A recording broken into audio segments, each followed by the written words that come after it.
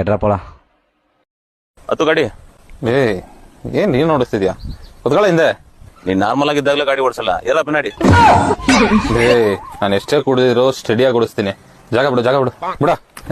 ಓಡಿಸ್ತೀನಿ ಬಿಡ.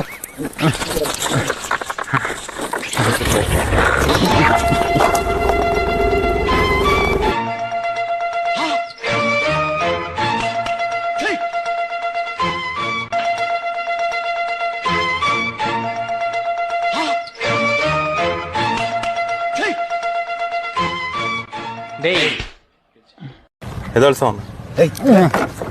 ಏನ್ರ ಬಂದ ನೋಡ್ದಾ ಹಿಂಗೆ ಸ್ಟಡಿಯಾಗಿ ಕರ್ಕ ಬಂದ್ಬಿಟ್ನಾ?